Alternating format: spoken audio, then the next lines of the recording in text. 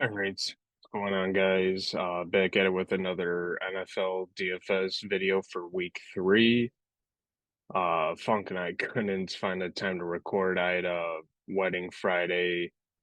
He wasn't feeling so good all week. He had the flu, so it's my turn to just do this. Just gonna be going over top stacks, top QBs, wide receivers, tight ends. Funk texted me his stuff as well, considering that I'm just recording by myself, which is fine, but I told him to send me a list of some stuff that he likes that maybe I didn't get, so let's just jump right into it. We're just gonna start with top stacks. Be nice if I had the right tab open. So I'm going to show you stochastics data, kind of go through the list. I'm going to put the link in the description below. So then that way, if you guys want to sign up for stochastics, so you got DraftKings, Yahoo, Fanduel. We really only play Fanduel. Um, but yeah, as of right now, it's got Kansas City, Minnesota, Baltimore, the Rams. That's Monday night, so don't worry about that. Dallas, Miami, Pittsburgh, the Chargers, Phillies Monday night as well, Jacksonville. So, you see the QB owned Kansas City Mahomes is getting 15. They have an 18% chance to be the top stack, average salary. So this is something if you're interested in, like I said, I'll put in the link in the description. So I was kind of digging around a little earlier. Um, They had this in a different order, but I had it at Kansas City, Minnesota, Baltimore, Miami, and it had Vegas up there. Vegas dropped a little bit. Either side of Vegas, Pittsburgh doesn't look too bad. Let's just start with the top five, and then I'll get to some of my other ones, like some flyers. Kansas City against my Bears, no doubt about it. Pick whoever, it doesn't really matter. Either side of the Minnesota Chargers game looks interesting.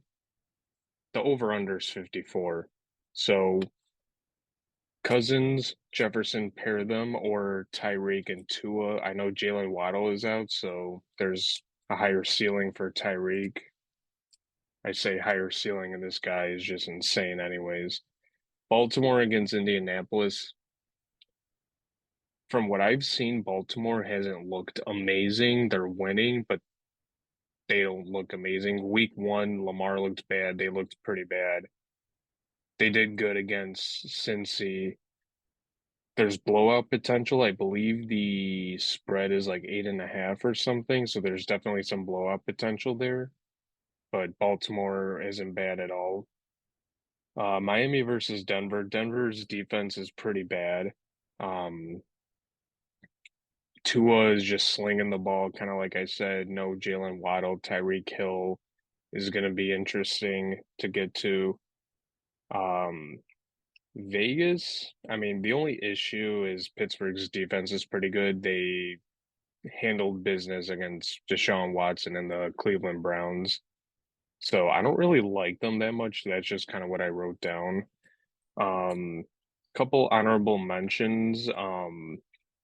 New Orleans against Green Bay. I don't think they're that bad. The average salary is a lot lower than I expected. It's 6,500 bucks.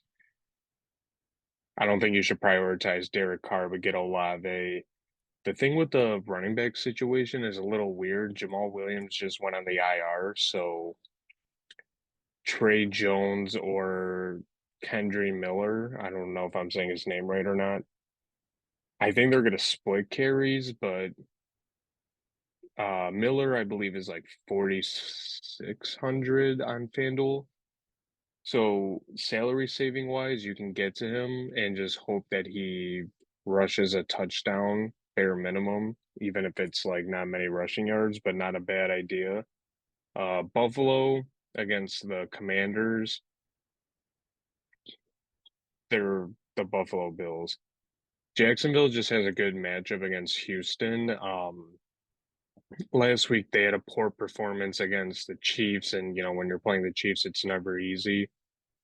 So definitely. not bad to look into. Let me see what Funk had. Oh, he didn't send me stacks. Well, they're pretty much the same. I think he said that he kind of likes Detroit as well a little bit against Atlanta. Atlanta's defense are mediocre. I mean, the Lions should handle business there. So Amon-Ra St. Brown, um, Jahmyr Gibbs with, I'll get into that a little later, but Jahmyr Gibbs with no David Montgomery looks interesting there too. So let's move on to quarterbacks. So right now, let me just pull this up.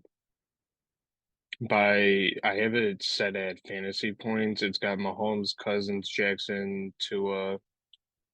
Well, you know what? Let me fix this really quick. Josh Allen, Herbert, Dak, Trevor Lawrence, Goff, Fields, Smith. So everyone's right here, just ranked by fantasy points. So let's just jump right into this. So Patrick Mahomes, 9,200 against the Bears. Blowout potential, but it's the Chiefs. It's Patrick Mahomes. They're going to do good. Kirk Cousins, 70. I want to double check that. 7,800. Little cheaper, obviously. And then compared to Lamar to a Herbert, excuse me, definitely worth it there. A little cheaper. And like I was saying earlier, should be a shootout of the game over unders 54. Pair him with Addison, or probably the smarter option is Justin Jefferson. But yeah, I really like Kirk Cousins here.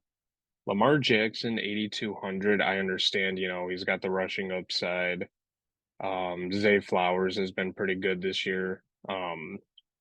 Like I said, the thing that kind of scares me is the blow up potential against Indianapolis. But I mean, it's Lamar. He might rush one in, he might throw a couple. You never know.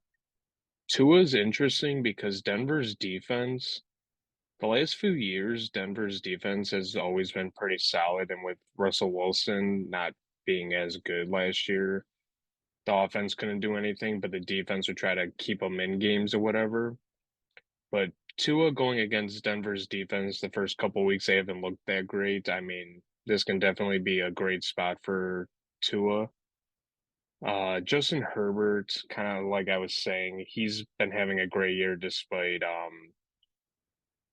losing week one. Who did they play last week? I don't remember who they played last week. I don't even know their record, but Herbert's been playing pretty well. I really like him in this spot. Obviously pair him with Mike Williams or Keenan Allen. Either one of those guys will do good. Honorable mentions, Josh Allen, pretty much like always. He's Josh Allen. Trevor Lawrence playing the Texans should be a good spot, kind of like what I was saying earlier with top stacks. The Jaguars only put up 9 points against Kansas City, not a easy matchup. Definitely be a good bounce back spot playing against Houston, pair with, Calvin Ridley, Zay Jones if he's playing, ETN as well. And then Dak Prescott, easy matchup. There's some games on this slate that are a little worrisome where guys are in great spots, but they might not get their full run if it turns into a blowout. There's definitely the Cowboys against the Cardinals definitely has some blowout potential. Um, let's see what Funk had to say. Mahomes, Tua, Lamar, Kirk, Herbert, Fields, Goff, Dak. So he brought something up where he saw something on Twitter about you pair Fields with Kelsey, and it turns into if Fields actually plays like a good quarterback, Kelsey can keep up with him. That might be decent. Jared Goff against who did they play again? Jared Goff against Atlanta should be a good game. They should. Detroit should win. I believe they're at home as well. Don't mind that at all. The thing with Fields too, kind of playing the narrative role, there was that whole thing about the defensive coordinator resigning randomly, and there's a lot of speculation on what actually happened. He had that press conference where he was saying he felt like a robot and, all that stuff. So if all goes well in the way that I think about it, narrative wise, if he just plays a little bit more comfortable, he'll be fine and he'll definitely produce some fantasy points. He's projected for 17. I think he's going to scramble a lot more against Kansas City's defense. And I believe Chris Jones is back now too with the team. So it might be a little rough for him to stay in the pocket. I just want them to cover the spread if I'm being totally honest. Let's move on to running backs. All right, so on to running backs. So same thing, ranked by fantasy points. Pollard, Etienne, Robinson, Jacobs, Gibbs, Kelly, Dillon, Henry, Stevenson,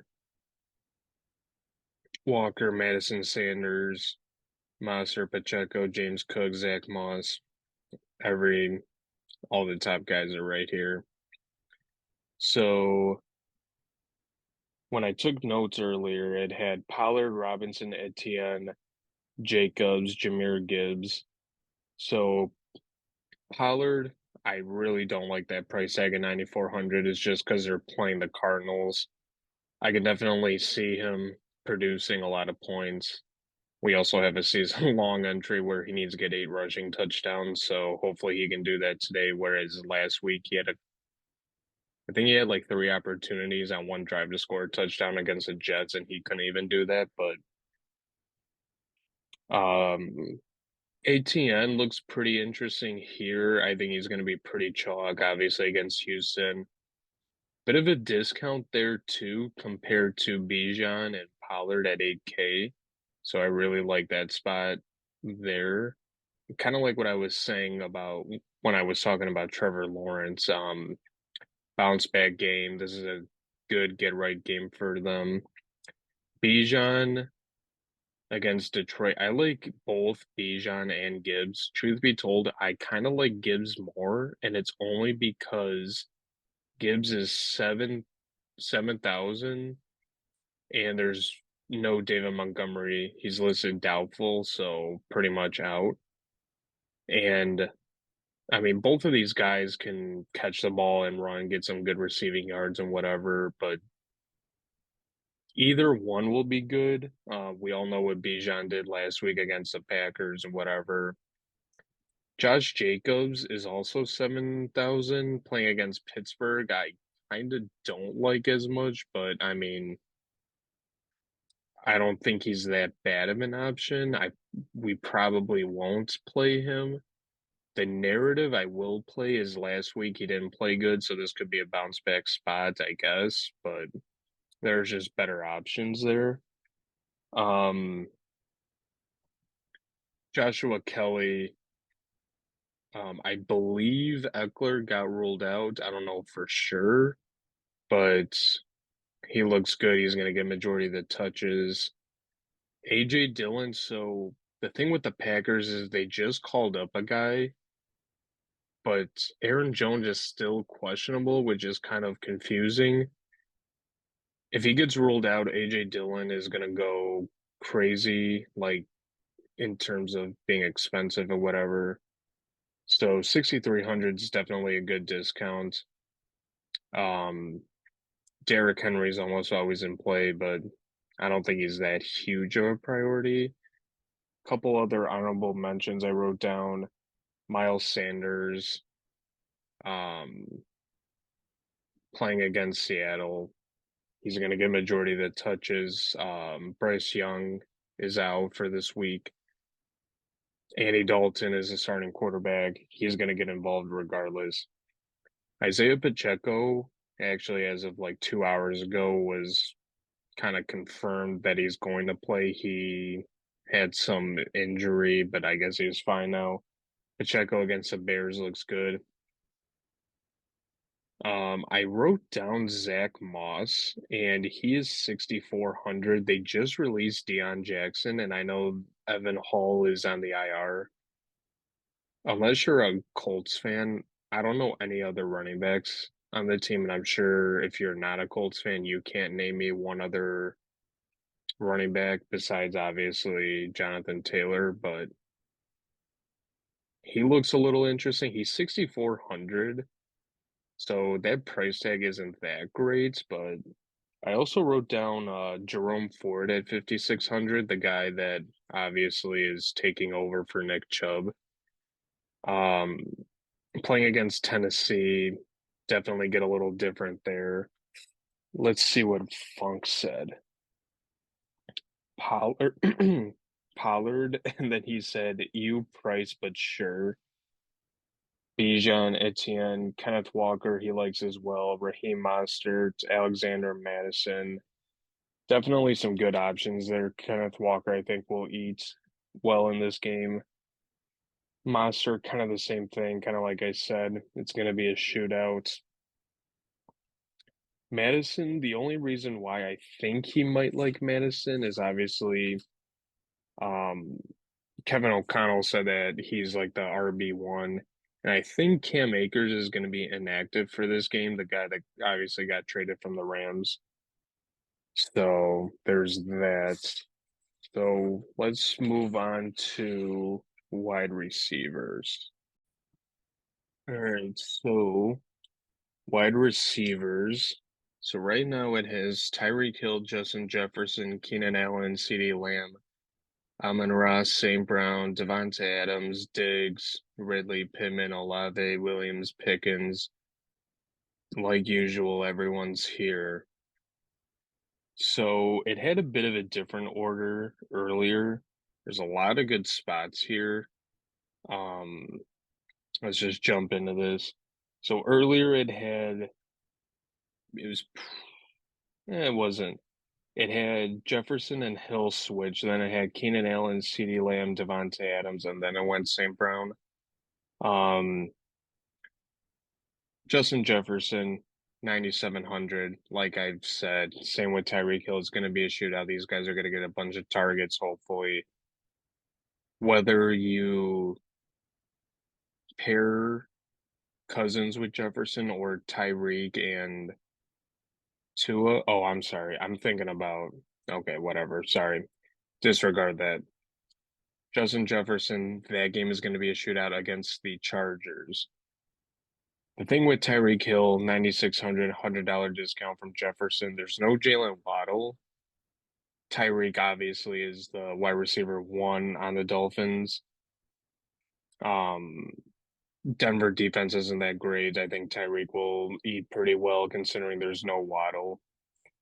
Keenan Allen, now obviously this one is the one that they're playing against the Vikings.